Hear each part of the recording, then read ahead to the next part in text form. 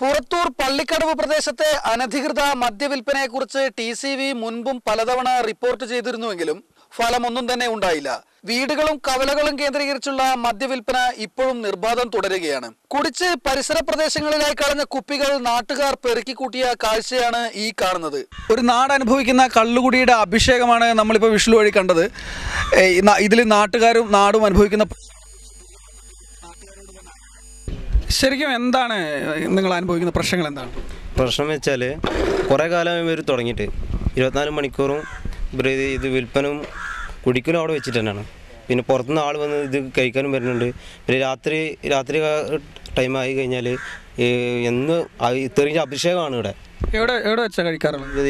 ഇവിടെ വെച്ചിട്ട് തന്നെ ഇതിന് വാർപ്പിന് മേലെ ഈ കല്ലിൻ്റെ അരിലൊക്കെ വെച്ചിട്ട് ഓപ്പണായിട്ട് കഴിക്കുന്നു. പിന്നെ പകലും കഴിക്കുന്നുണ്ട്.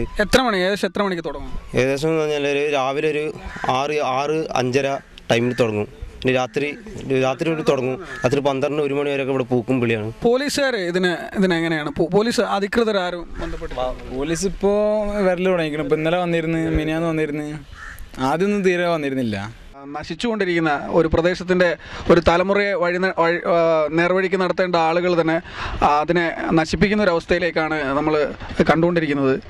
ശരിക്കും ഇവിടെ കുടിച്ചിരിക്കുന്ന കുപ്പി ഏകദേശം 1000 രൂപയുടെ മദ്യമാണ് കുടിച്ചിരിക്കുന്നത്. ഇത് വളരെ ഒരു നാടിനെ നാശത്തിൻ്റെ വക്കിലേക്ക് നയിക്കുന്ന ഒരു പ്രവണതയാണ്. കാലത്ത് മുതൽ തുടങ്ങുമെന്നാണ് നാട്ടുകാർ പറയുന്നത്. അല്ലെ, കാലത്ത് മുതൽ തുടങ്ങും. പുലർച്ചെ 5 മണിക്കൊക്കെ തുടങ്ങുന്നവരുണ്ട്. ആൾക്കാർ മാത്രമല്ല, പുറത്തുനിന്ന് കൂടി വന്നിട്ട് അടിക്കുന്നുണ്ട്. പുറം നാട്ടുകളിൽ നിന്ന് ആൾക്കാർ വന്ന് സാധനം കഴിക്കുന്നുണ്ട്. നല്ലൊരു സ്ഥലമായിട്ട് തന്നെ, ഒരു ബാറിനെക്കാട്ടി സെറ്റപ്പ് ആയിട്ടുള്ള ഒരു സ്ഥലമായിട്ട് തന്നെ കണക്കാക്കുന്നത്. ഇവിടെ ആരാണ് ശരിക്കും ഇതിന്റെ ഉപഭോക്താക്കളായിട്ട് വരുന്നത്? ചെറുപ്പക്കാരാണോ അല്ലെ കൂടുതലും? ചെറുപ്പക്കാർ കുറവാണെന്നാലും ചെറുപ്പക്കാരില്ലാന്ന് പറയാൻ പറ്റില്ല. ചെറുപ്പക്കാരുണ്ട്, പിന്നെ പ്രായ ആൾക്കാരുണ്ട്. പ്രായ ആൾക്കാരാണ് കൂടുതൽ. അവർ പറഞ്ഞു കൊടുക്കണം മക്കൾക്ക്. പക്ഷെ അവർ പറഞ്ഞു കൊടുക്കണില്ല. അവരൊപ്പം സ്വന്തം അച്ഛൻ്റെ പ്രായമുള്ള ആൾക്കാരൊപ്പം ഇരുന്നിട്ടാണ് ഇവർ വെള്ളടിക്കലും കുറേ ആൾക്കാർ ചെയ്യുന്നുണ്ട്. ഒരു നാടിനെ വഴികാട്ടികളാവേണ്ട ആൾക്കാർ തന്നെയാണ്. അതെ, അച്ഛൻ്റെ പ്രായമുള്ള ആളൊപ്പം ഇരുന്ന് അടിക്കുന്ന ഇവിടെ ഉണ്ട്.